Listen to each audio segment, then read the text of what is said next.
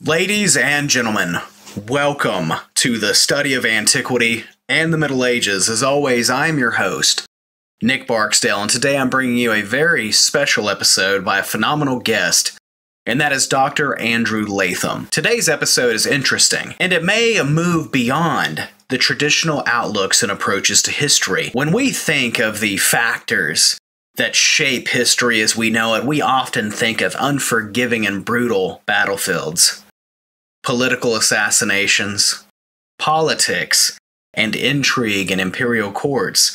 But one thing that in many cases gets overlooked is a much more natural factor in the shaping and making of history, and that is disease.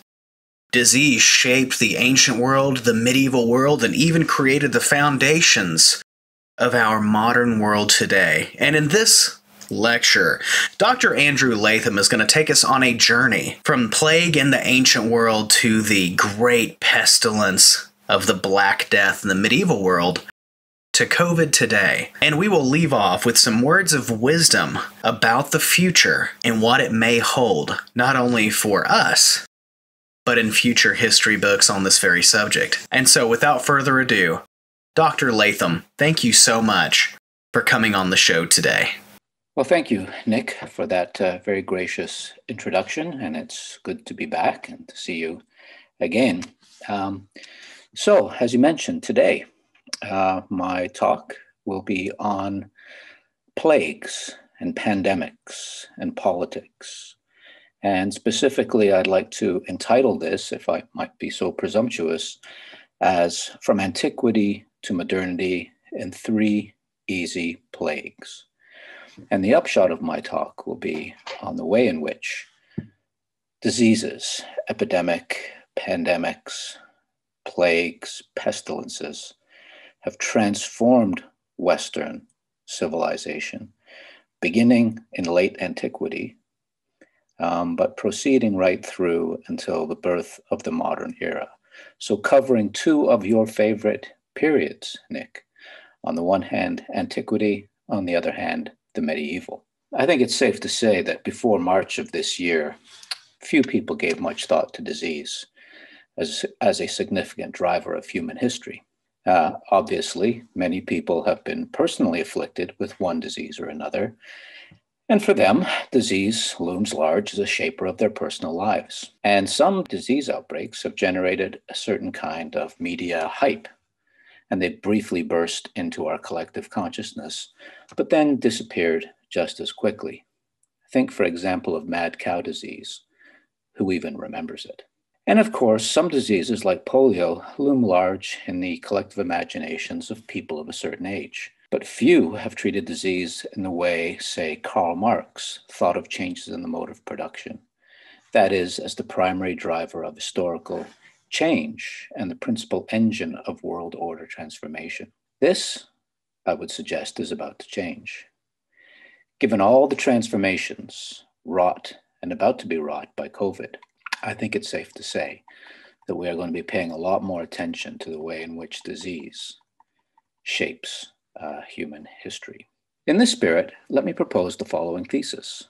Ultimately, at the deepest level, it is the microbial mode of reproduction rather than the Marxist mode of production that drives human history. That sounds bold and that sounds complicated, but it's really quite straightforward.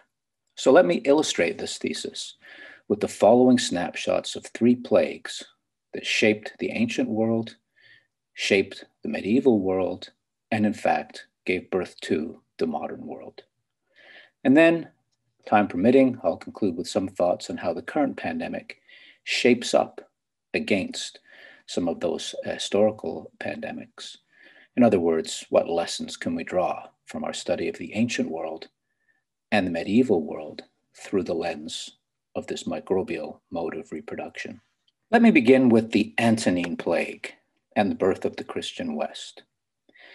Now, as many of you will know, the Antonine Plague is not the first one to have entered the Western consciousness. That honor goes to the Plague of Athens, which is described in horrific detail in Thucydides' classic, The Peloponnesian War. But the Antonine Plague is important because it marks the birth of the West as a Christian civilization. Now, it was also known as the Plague of Galen, after the physician who so meticulously described it. And this pandemic, now widely thought to be a strain of smallpox, although we're never quite sure about these historical pandemics, what the actual disease was, but it's widely believed to have been a strain of smallpox, ravaged the Roman Empire during the 2 decades or so beginning in AD 165. It has been estimated that this pandemic's mortality rate over that period was anywhere from a quarter to a third of the empire's population. And that puts the current COVID pandemic, which is horrible enough, but it puts it in a different light, I think. We are not looking at one quarter to one third of the world's population dying, directly at least as a result of this. Now, the impact of the Antonine Plague and its twin, the Cyprian Plague, which took place around AD 250 to 260, and was named for a bishop who gave a very colorful account of this disease in his sermons. The Antonine Plague was truly world historical in nature. On the eve of the Antonine Plague, the empire was a polytheistic pagan empire. Christianity was a minor cult with a membership, best estimates are, of around 40,000, or 0.07% of the empire's population. Within a generation or so after the Cyprian plague had subsided, it was a mostly Christian empire. By AD 300, Christians not only numbered over 7 million, or 10% of the population, but they had made truly significant inroads into the commanding heights of Roman cultural, political, and economic elites. While the conversion of the Emperor Constantine doubtless accelerated this Christianizing process, after he ended the persecutions, the Christian population rose to over 30 million, constituting a majority of the population. The Antonine and Cyprian plagues together constitute the true inflection point. Before the Antonine plague, Christianity is a footnote to a footnote. After the Cyprian plague, it is well on its way to becoming the religion of the Roman Empire. Now, how did these 2 pandemics affect this transformation? Rodney Stark, in his seminal work entitled The Rise of Christianity, describes 2 mechanisms, and they're kind of closely related, but they're analytically quite distinct.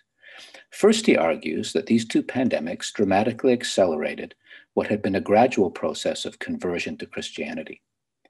Motivated by a Christian ethic of care and enabled by some very thick social and charitable networks around which the early church was organized, Christians provided a wildly disproportionate share of the medical treatment to victims of both the Antonine and Cyprian plagues.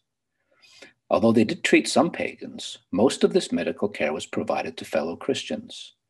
As a result, Christians both survived the ravages of these plagues at higher rates and developed higher levels of immunity more quickly. Now, seeing that many of their Christian compatriots were surviving what they thought as punishment of the gods, and attributing this either to divine favor or to the benefits of the care being provided by Christians, either way, many pagans were drawn to the Christian social network and to the belief system that underpinned it. And this dynamic, of course, was amplified by the fact that their own social networks were breaking down due to the disease, which left many pagans at sea. They simply didn't know that their priests were running to the hills.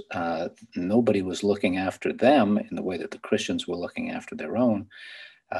They were at sea, and many of them turned to Christianity.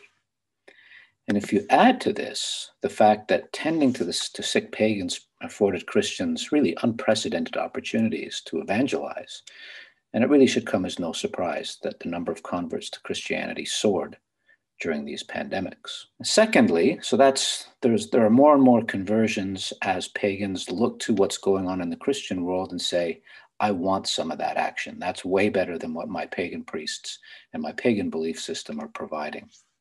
It's a rational wager, in other words.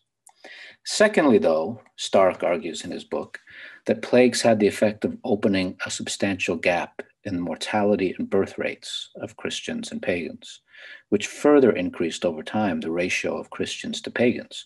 Pagans were dying much more quickly than Christians, and that, of course, had a knock-on effect in terms of their birth rates down the road. While this disease was effectively incurable, Rudimentary palliative care, the provision of food and water, for example, could help those temporarily too weak to care for themselves to recover.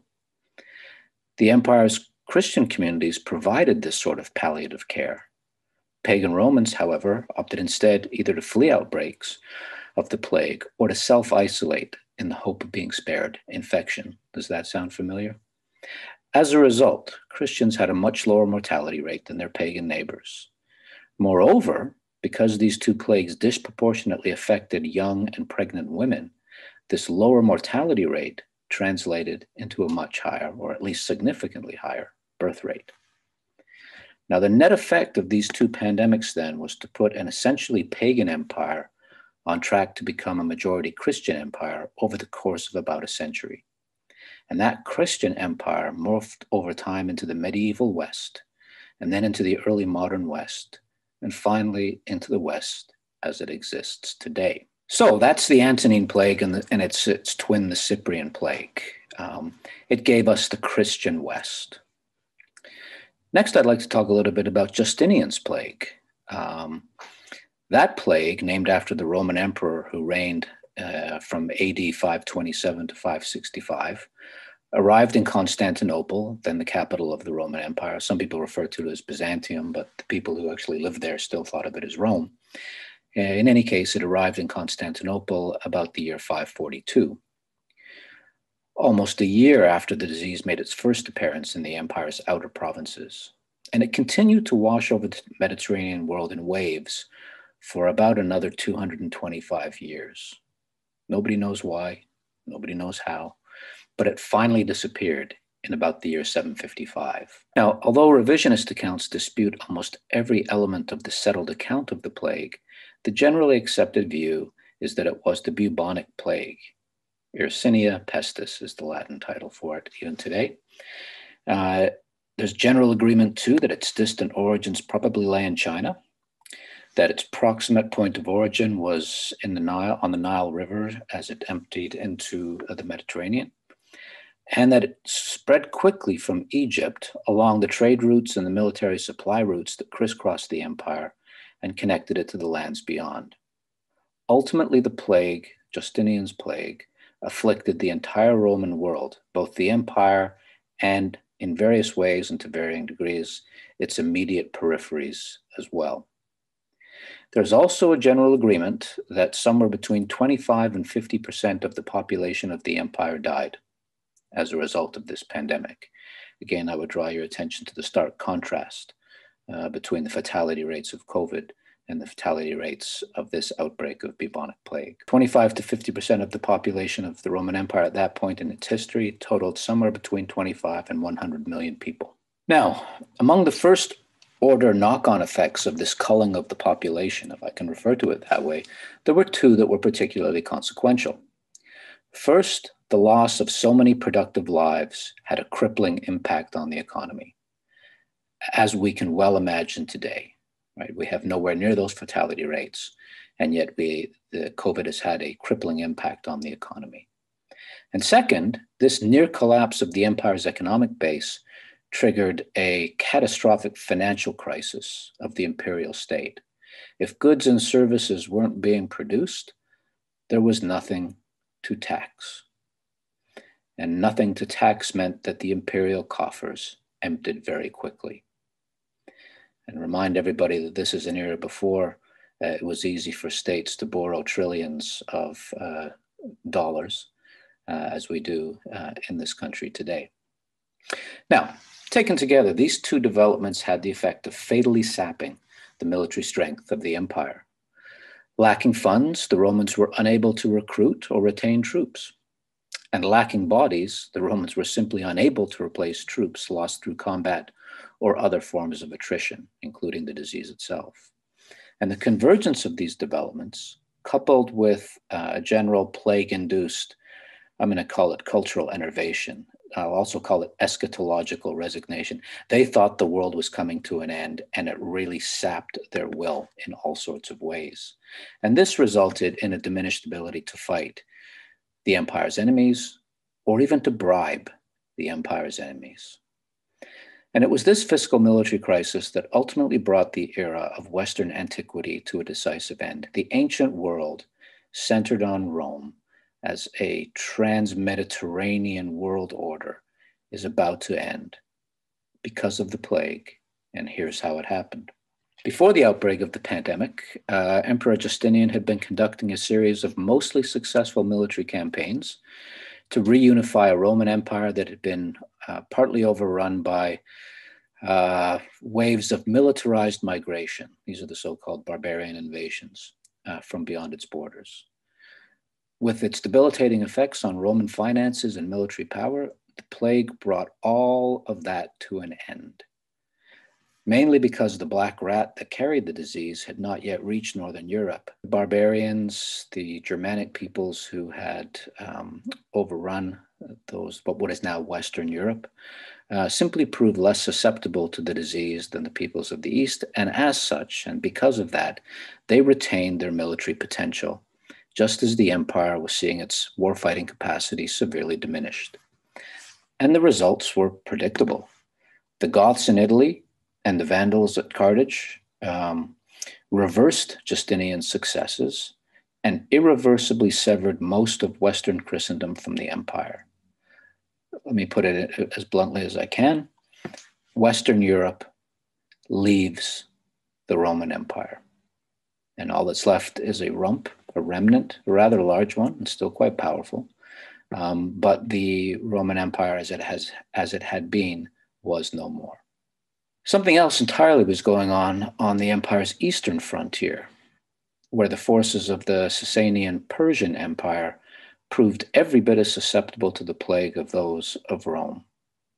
Now, just to refresh everybody's memory, the Roman Empire and the Persian Empire, the Sasanian Empire, had been engaged in a sometimes hot, often cold war for decades.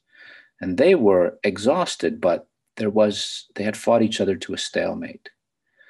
And they had also contained, in the process of fighting each other to a stalemate, they had contained a new power which was emerging in the Arabian Peninsula. And this was Islam, which had been born around this time and was beginning to expand, but had bumped up against these two empires, both of which handily contained it. But that was about to change. Within a few years of the end of the Roman-Sasanian War of 602 to 628, the forces of the Islamic Rashidun Caliphate burst out of the Arabian Peninsula, swiftly conquering the entire Sasanian Empire. The entire Persian Empire fell, and stripping the Roman Empire of its vast territories in what is now the Middle East, the Caucasus, Egypt, North Africa. As a result, the Roman Empire was reduced to a rump territorial core consisting of Anatolia, today's Turkey, and a few islands and footholds in the Balkans and Italy. In the aftermath of the Justinian plague, then, the basic contours of the medieval world, as we've come to know and love it as students of that world, were established. Before the plague, the Roman world had been a Mediterranean world, the Roman Empire a Mediterranean superstate, and Greco-Roman culture an artifact of the Mediterranean's great cities. The plague-induced defeats suffered by the empire on both its eastern and western frontiers changed all this. In place of the pre-pandemic Mediterranean world with its unified economic, political, religious, and cultural structures, there emerged three largely disarticulated and increasingly dissimilar civilizations: an Islamic one in the eastern and southern Mediterranean basin, a Greek one in what we would now call Byzantium, basically bits and pieces of Greece, today's Greece and Turkey, and a European one in the western part of Christendom. And it was this new European world order that provided the civilizational container within which what we have now come to think of as the medieval world would evolve.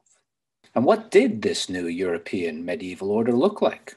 Well, most fundamentally, it was shaped by a religious sensibility that was itself molded by the experience of the plague. The level of anxiety, eschatological anxiety, anxieties about the end times created by the pandemic within the empire simply cannot be overstated. Not surprisingly, given the casualty figures, the lethality rates, as we would now say, of this particular disease.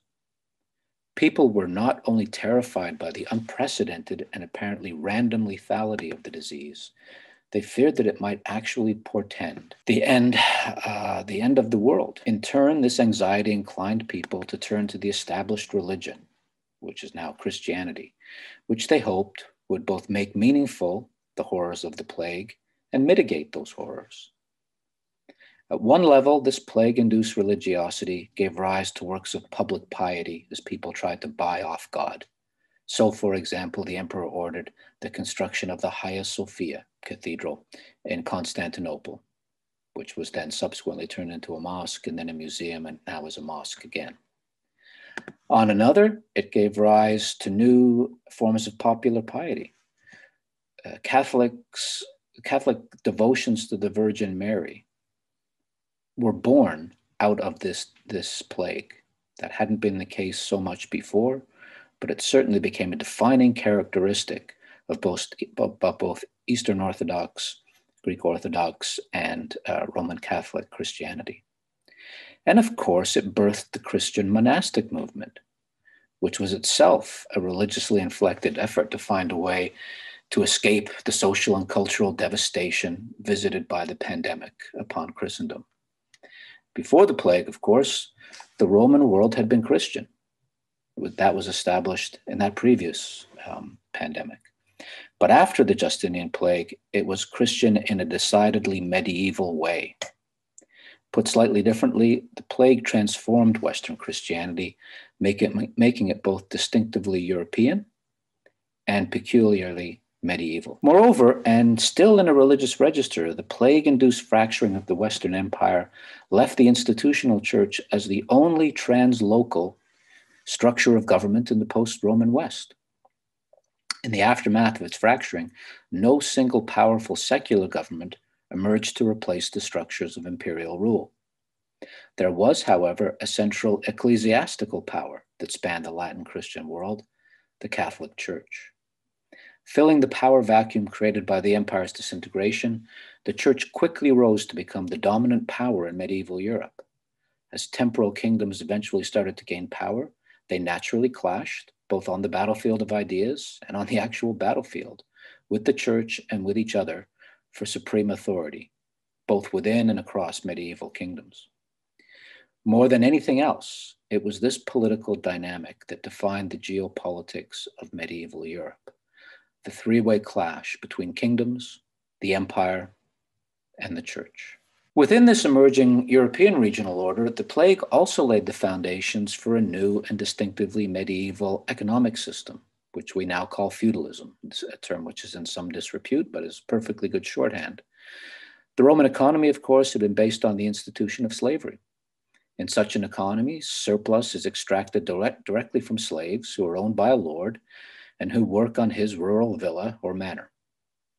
And while there were often some free peasants in such a system, and even some who were not slaves at all, but small landowners, the system as a whole was dependent on an abundant supply of slaves. That's how that empire made its money, generated its wealth. As the plague significantly diminished the supply of such labor between the 5th and the 8th centuries, however, a new economic system evolved. Faced with shortages of slave labor to work their fields, landowners began to grant plots of land, called tenures, to nominally free laborers. They weren't really all that free, but nominally free. These are the serfs, who are in some way definitive of the medieval era and certainly of its economic system. They got land, which they could work and live on. They were nominally free. They were no longer slaves. Slavery effectively disappears from Europe at this point. It'll reemerge later, but it's gone at this point. And in exchange for being granted this tenure of land, the serfs owed their lords tithes. They owed the lord service in his fields, and they owed various other fees and taxes. And in exchange for all that, the lord not only granted them tenure of a chunk of land, but provided some military protection for them and provided or administered at least some degree of justice, dispute resolution mechanisms, I guess, more than justice. And although serfs had no real status under the law, social custom and the competitive nature of the labor market in this post-plague environment really prevented excessive exploitation. They weren't worked to death. This agricultural production system, usually called manorialism, laid the foundations for the various forms of feudalism that were to later become the hallmark of medieval European life. And finally, with respect to Justinian's plague in any case, the plague resulted in a three-way clash of civilizations involving Islam, the Rump Roman Empire, Byzantium as we often call it, and the kingdoms of Latin Christendom. Now, to be sure, these were not three hermetically sealed containers. People, goods, and ideas continued to move across these civilizational frontiers. But as the continuing Islamic conquests, the Latin Christian crusades, and the occasional Byzantine effort to retake parts of the empire attest, neither were these three civilizations good neighbors.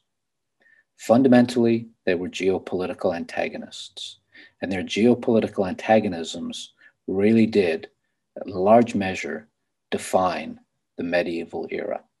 And that brings us to the Great Transition, the Black Death of the Middle Ages. I mean that in two senses. It was the Black Death that happened during the Middle Ages, and it was the Black Death of this period that we know as the Middle Ages. The Black Death, the Great Mortality, the Great Pestilence, the bubonic plague pandemic that broke out in Europe in the year 1347 and that killed between 1/3 and 1/2 of the total European population of 80 million people, goes by a variety of names. But whatever it's called, it's remembered in the Western world as the plague, the pandemic that to this very day shapes our definition of a lethal pandemic. And it's the pandemic against which all other pandemics are measured and typically found wanting. This was the big one. And yet, although it has seeped into our collective imagination, I dare say there's very few people in the West who haven't at least heard of the Black Death, even if only via Monty Python.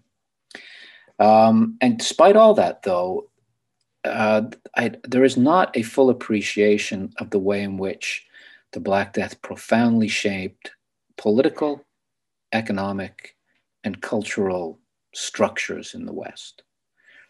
And this, when you think about it, is somewhat odd. For the Great Mortality changed everything. Before the Yersinia pestis bacterium arrived in 1347 and then spread throughout Latin Christendom, what is now called Western Europe was a feudal society, as we've just discussed, organized economically around manorialism and politically around feudal networks of lord and vassal relations. By the time the pandemic had burned itself out in the early 1350s, that world was on its deathbed. And in its place was emerging a new world, a world of free labor, accelerated technological innovation, and a rising middle class. Now, how, one might reasonably ask, did this great transition happen? Armchair Marxists, and in fact professional Marxists, generally argued that the advent of capitalist modernity was a function of the internal contradictions of the feudal mode of production. And others would have us believe that modernity, the modern era, was a byproduct of the recovery of classical ideas lost during the so-called Dark Ages. We know they weren't all that dark, but later introduced from the Islamic world. And still others attribute it to factors such as climate change, the fall of Constantinople, the Reformation, the Columbian encounter, once upon a time called the discovery of the New World. These are all important factors conditioning the historical transition from the Middle Ages to the early modern era. The simple truth, however, is that the transition to modernity was ultimately a product of something much simpler and something much more primordial: the eternal dialectic between humanity on the one hand and germs on the other. Well, how did it happen? Or more specifically, how did this Yersinia pestis pandemic that ravaged Europe between 1347 and 1351, and then returned 5 times before the end of the century, spark this transition from the feudal Middle Ages to capitalist modernity? Well, as is always the case, there is endless debate in faculty common rooms and academic journals about the specifics. But three basic mechanisms seem to have played key roles in this transition. First, the plague triggered a terminal decline in the feudal or manorial mode of production that I just talked about, having been ushered in by the Plague of Justinian. Before the plague, as a result of minor climate changes and a few other developments, Europe had been overpopulated. And as a result, labor was cheap, serfs had little bargaining power, social mobility was low, and there was little incentive to increase productivity through technological innovation. But with the loss of 30 to 50% of the population, and the burden fell disproportionately on the poor, the serf class, this all began to change. The agrarian workforce was decimated, making peasant labor a relatively scarce commodity. This increased the survivors' bargaining position, allowing them to negotiate both better compensation. They were actually demanding to be paid in cash, not in kind, and a general weakening of their feudal obligations. In short, it became possible for peasants to negotiate a better deal, to move about, to find a better deal, and ultimately to rise to a higher station in life. They became wealthier. And as you can imagine, the lordly class didn't appreciate that all that much, but that's for another day. Manorialism never recovered. With land plentiful, wages high, and fewer limits on social and geographical mobility, serfdom all but disappeared. By 1500, a new form of tenure called copyhold had replaced manorialism, at least in Western Europe. In this new economic system, lords and peasants negotiated mutually agreeable terms, typically involving the peasant being granted the legal right to occupy and use, if not yet own, the land, and the lord receiving a fixed annual payment in return. Second, and to some extent as a result of its depopulating impact, the Black Death encouraged both the widespread adoption of existing labor-saving technologies and practices and the development of new ones. In the agrarian economy, this resulted in the widespread adoption, for example, of the iron plow, the three-field crop rotation system, fertilization with manure, which nobody apparently had ever thought of before. They didn't need to, all of which significantly increased productivity. In the urban economy, it resulted in the development of entirely new labor-saving tools and machines.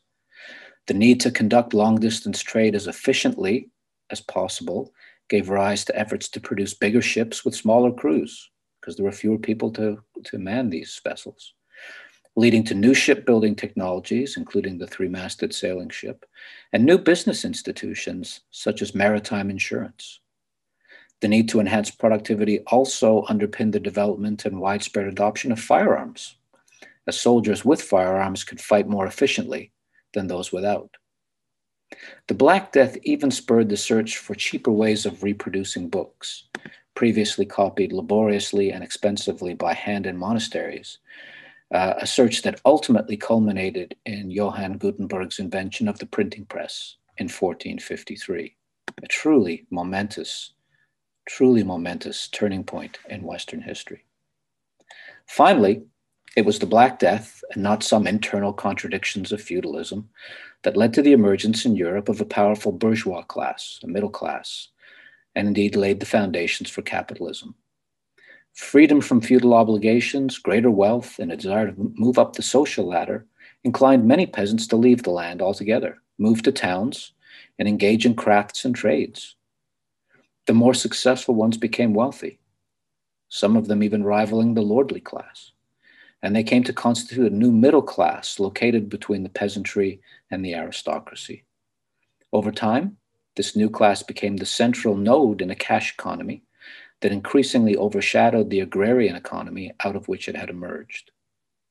And significantly, as this class became wealthier and it began to rival the old landed nobility. With more disposable income, the newly rich could afford more of the luxury goods that could only be obtained from the East, silk being an important one. This stimulated long-distance trade, accelerating the commercial revolution that had been underway since before the plague.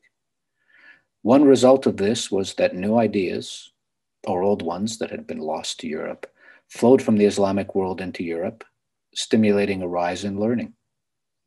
Another was that as this new middle class became wealthier, it began to patronize the arts and science and literature and philosophy. The result was an explosion of cultural and intellectual creativity, an explosion that we now refer to as the Renaissance. Apart from satisfying a curiosity about the past, which is why we are visiting this particular podcast, why should any of this matter to us today? Well, there are two reasons. First, the world we inhabit today is in large measure a product of these three pandemics. To be sure, plagues are not the only driver of human history, and to the extent that they do drive human history, there were other plagues that mattered as well, smallpox in the New World being the most obvious example. But if you really want to understand the deep roots of the contemporary world, the world in which we actually live, you simply have no choice but to pay attention, close attention, to the interplay of humans and germs in these three historical cases. Second, though, and perhaps more importantly, each of these historical plagues has something to teach us about the way pandemics, generically speaking, can bend the arc of history, either amplifying existing trends or initiating new ones. The Antonine Plague, for example, as I've just discussed, is instructive in that it illuminates the way in which disease can dissolve the ideological glue holding a society together, creating an opportunity for new ideas and new ideologies to flourish and spread and ultimately prevail. In the Antonine case, this dynamic took the form of shattering the pagan religion that had legitimated and sustained the Roman imperial system since its birth, creating a space that was quickly filled by a radically new and different religion, Christianity. Today, COVID, one might argue, threatens to shatter the kind of neoliberal globalization, free trade, secular, democratic religion that underpins the Western world. A religion that a few short years ago had seemed well on its way to becoming both universal and uncontested. Francis Fukuyama's book, The End of History, that now that the Cold War was over, it would just be a matter of Western-style liberal democracy and capitalism slowly seeping into every nook and cranny of the planet. That seems a long way off now in this COVID world. The shine of globalism as a set of beliefs about the desirability of the untrammeled movement of goods and capital and people has been fading for a few years now. But that trend is being accelerated by the rapid diffusion of COVID via many of the same routes traveled by goods and people in today's nearly borderless world. Fairly or not, the globalist and cosmopolitan fantasies that fueled the creation of that world are now being blamed for the pandemic nature of what should have been nothing more than a very localized epidemic. The political blowback may well drive a stake through the heart of this globalizing neoliberal, liberal democratic project, a project that I remind people had nearly succeeded in the aftermath of the Cold War. Similarly, COVID may well shatter our faith in liberal democracy, creating a space within which other, from my perspective at least, far less desirable ideologies will first evolve and then metastasize. The bumbling, near incompetent efforts of many of the open societies of the West to come to grips with the virus in the opening stages of the pandemic have been judged disastrous, both by the citizens of the West and by others. The efforts of the world's surveillance states to contain the spread of the virus, on the other hand, have generally been judged successful.